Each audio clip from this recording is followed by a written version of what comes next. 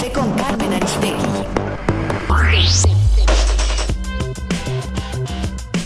Lorenzo Meyer, Sergio Aguayo, Denise Dresser. Gracias, como siempre, a Denise Dresser, que está aquí este lunes. Bienvenida, Denise, ¿cómo estás? Hola, buenos días. Lorenzo Meyer, bienvenido. Doctor, buen día, gracias. Carmen. Doctor Sergio Aguayo, ¿cómo estás? Bienvenido. Bien, Carmen, buen día. Gracias a los tres por estar aquí. Y bueno, hay muchos temas, pero creo que sería bueno escuchar sus puntos de vista y reflexiones a raíz de lo que sucedió la semana pasada en el Alcázar del Castillo de Chapultepec. Vimos nuevamente a este movimiento que está hecho de víctimas fundamentalmente de la violencia en nuestro país. Una de estas víctimas, Javier Sicilia, el poeta y escritor que pronunció un discurso, como pronunciaron discurso otras víctimas en ese encuentro con los legisladores. Y bueno, un conjunto de cosas que merece ser revisado sin duda. Si les parece, recuperemos algunos momentos de lo que se dijo en el Alcázar del Castillo de Chapultepec, lo que dijo Sicilia, los legisladores que pidieron perdón, el diputado priista Rojas que dice que habrá reforma política, en fin, un recuento breve de algunas de las cosas que se pronunciaron en ese larguísimo encuentro de 6 horas, y ya escuchamos sus puntos de vista en un momento más. Hemos llegado de nuevo aquí dejando familias, trabajos y llevando cargas más pesadas de las que podemos llevar, para al igual que lo hemos hecho con el Poder Ejecutivo, dialogar y recordarles lo que a pesar de los inmensos salarios que cobran y que son fruto del trabajo de los hombres y mujeres de bien de esta nación, es su deber. No nos gusta que sea así, pero desde hace mucho los congresos de esta nación, en nombre de sus intereses partidocráticos y mezquinos, en nombre de sus privilegios y de sus negocios. Perdón por lo que nos toca a nosotros. Perdón por tardarnos un año en sacar una ley antisecuestro. Perdón por vivir en una opacidad de poco contacto con la ciudadanía que a veces no nos permite entender. Aprobaremos las reformas en los periodos que sean necesarios, ordinarios o extraordinarios, pero también debemos atender otros aspectos igualmente importantes. La población mexicana vive en la incertidumbre, el hastío y hasta el coraje ante una gestión que ha debilitado las instituciones y ha afectado seriamente el avance económico y social de nuestro país. Algo de lo que se dijo, Sergio, ahí en el Alcázar del Castillo. ¿Cómo viste el balance que haces?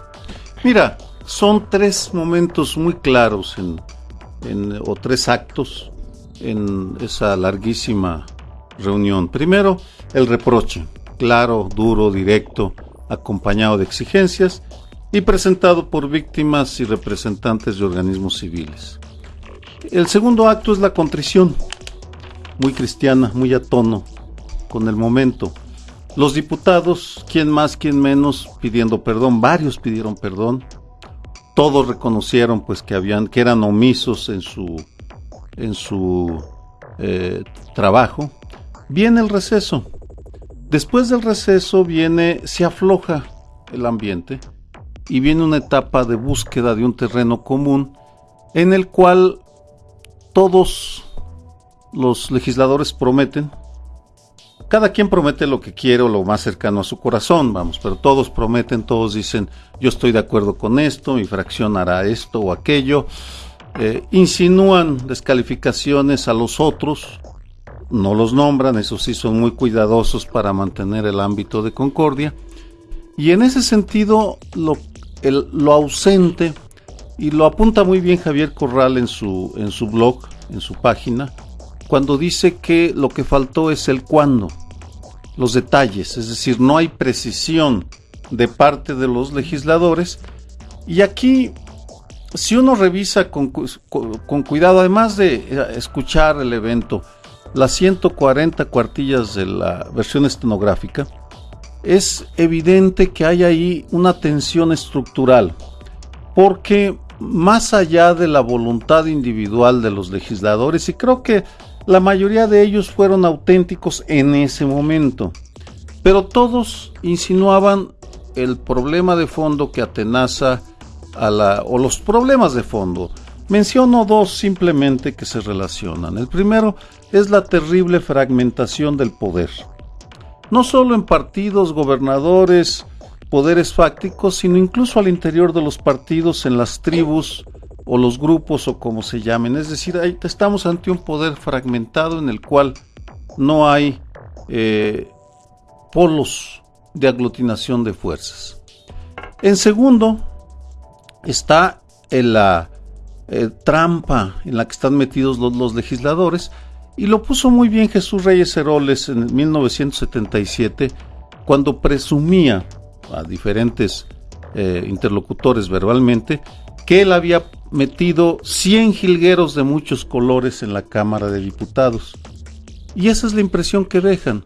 Son jilgueros de muchos colores que, sin embargo, están atrapados en la red de intereses de la cual ellos mismos forman parte, porque para responder al reclamo, a los reproches de las víctimas, tienen que atentar contra sus propios intereses.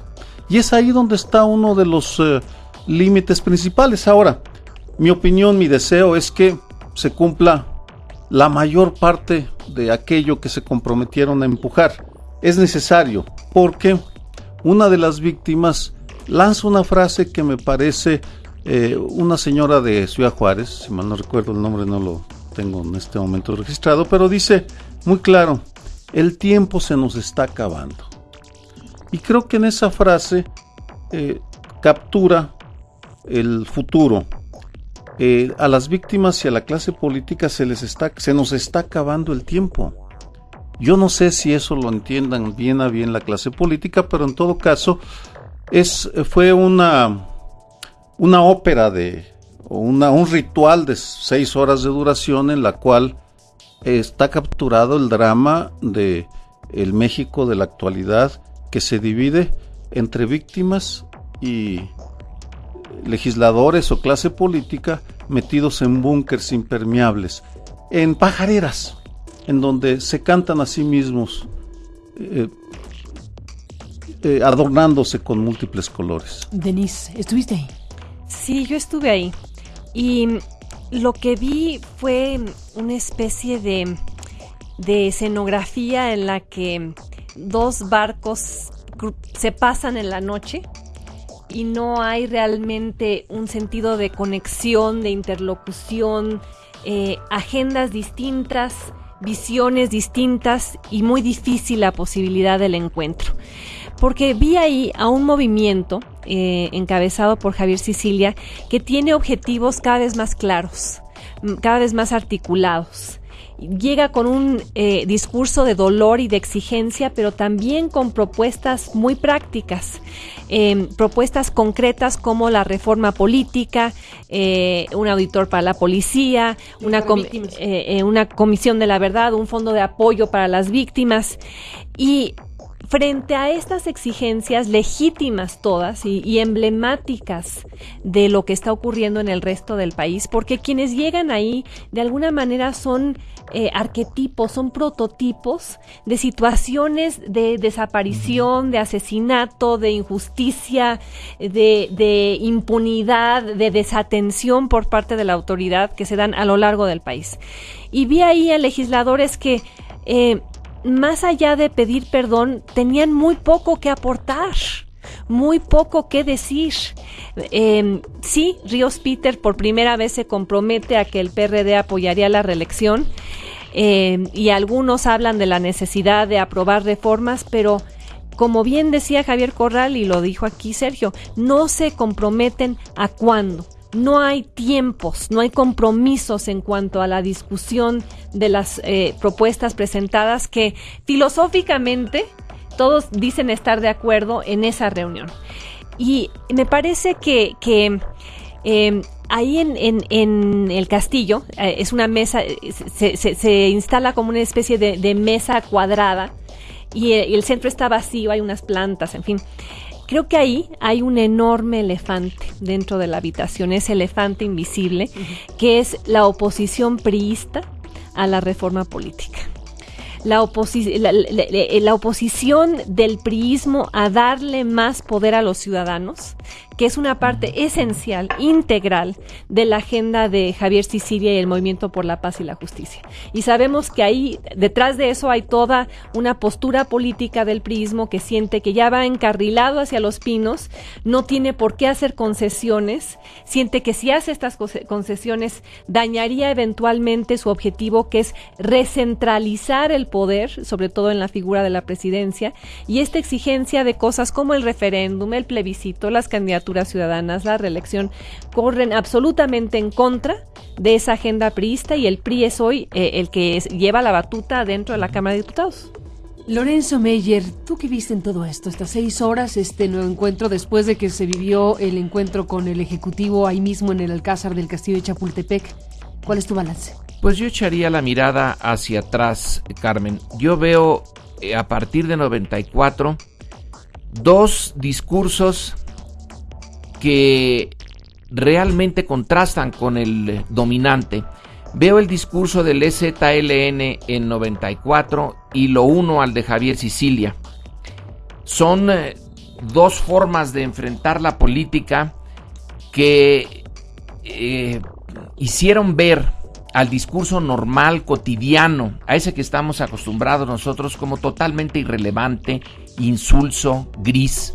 El discurso del subcomandante Marcos, que empieza con ¿de qué hemos de pedir perdón?, es totalmente inusual para la política de entonces. Estábamos acostumbrados al discurso de Salinas, al discurso neoliberal, tecnocrático, etcétera, y de repente nos viene aquí algo que está basado en una realidad de siglos, que es la discriminación de las comunidades indígenas. Ahora tenemos otro discurso de un poeta, porque también el de Marcos tiene un elemento de poesía innegable ahí. Se hermanan en eso los 2 discursos. Y con el punto aquí de interesante es que si en el del 94, el de EZ, sacó a los indígenas de ese lugar en donde estaban, tan marginados, saca a las víctimas de la guerra de Calderón de las cifras como meros,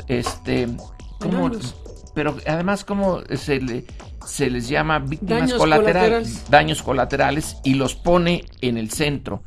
La parte que a mí me impresiona de Sicilia, y que no la pueden hacer muchos, tiene que venir esta combinación de poeta, de gente que no le interesa el poder, que no está allí para luego conseguir un puesto, que es rarísimo, estar en el centro de la política para no pedir nada de lo que la política ordinaria da.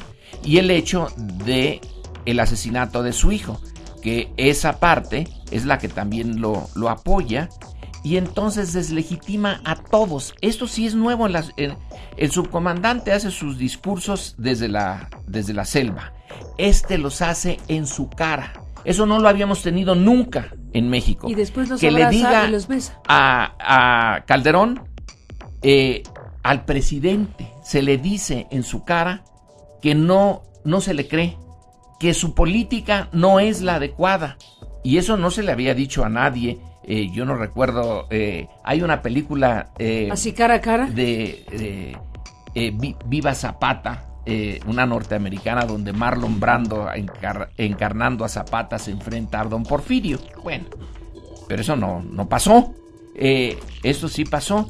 Y aquí a los legisladores les dice ni más ni menos que no representan a los mexicanos. Entonces, ¿cuál es la esencia de un legislador?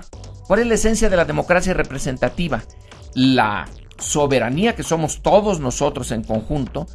Delegamos la representación en los legisladores, y lo que Sicilia les dice: ustedes no nos representan, no son los representantes. Entonces la democracia mexicana no es tal, no funciona. Se los dice, y finalmente termina con el beso a Beltrones.